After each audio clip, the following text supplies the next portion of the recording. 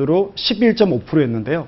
작년에는 25%로 2배가 늘어났습니다. 야. 이 등급이면 사실은 저소득층인데요.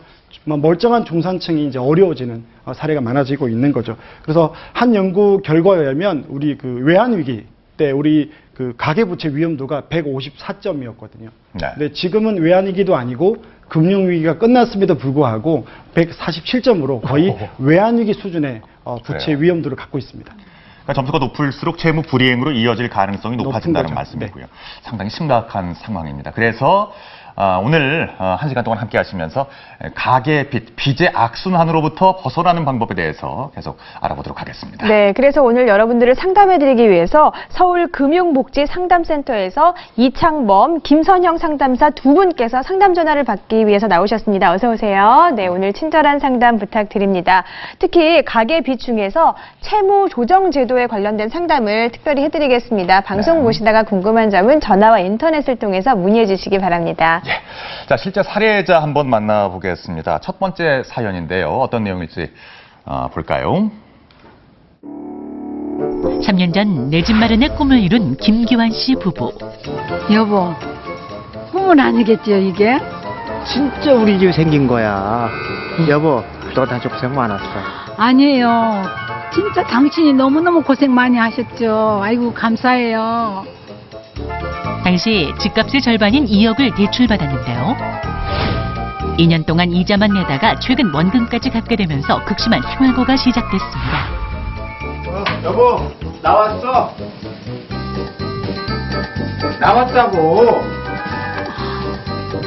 어떡하지? 왜? 이번 달은 아낀다고 아꼈는데 이거 내고 나면 남는 것도 없겠네. 아끼고 아껴도 항상 마이너스. 부부는 어쩔 수 없이 집을 팔기로 했는데요. 네? 뭐라고요? 집값이 떨어진 데다 매매도 되지 않아 매월 200만 원의 적자 상황이 됐습니다.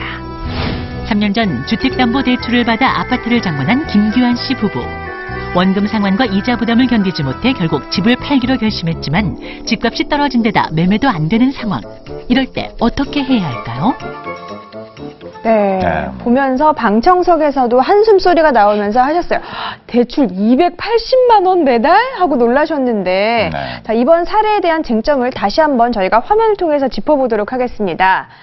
자, 먼저 은행 대출 2억을 받아서 4억짜리 아파트를 사셨어요. 근데 3년 후에 원금과 이자를 내면서 너무너무 힘드니까 네. 집을 팔아서 이제 상환을 하려고 했는데 팔리지도 않고 내가 낸 것보다 집값도 하락해서 오히려 손해를 보게 되는 상황입니다. 네. 어째야 돼요, 이거? 보면서 내 얘기네 하시는 분들 많이 계실 거예요. 예. 네. 그러니까 저기 전형적인 그거죠. 집은 가지고 있는데 껍데기뿐인 하우스 푸어 얘기잖아요. 자, 이제 나오셨으니까 해결 방법을 좀 알려주시죠. 어떻게 해야 됩니까? 네, 하우스푸어를 알고 계시는군요. 아, 그럼요. 하우스푸어란 전데요. 아주 그 비싼 집에 사는 가난한 사람들을 이야기하는 네. 거죠. 그래서 이자까지는 겨우 냈지만 원금이 도래하니까 어려워지는 거죠. 그림을 보면서 좀 설명을 드리도록 하겠습니다. 상황을 정리하면 이 부부는 2년 전 2억을 대출받아서 4억 아파트를 매입했고요. 매월 400만 원 수입에 생활비로 200만 원, 자녀 대학 등록금으로 80만 원, 그리고 2억에 대한 이자 75만 원, 차량 할부금 40만 원을 내고 그래도 5만 원이 남았습니다. 근데 문제는 이게 이제 아까 보신 것처럼 원금이 도래가 된 거죠.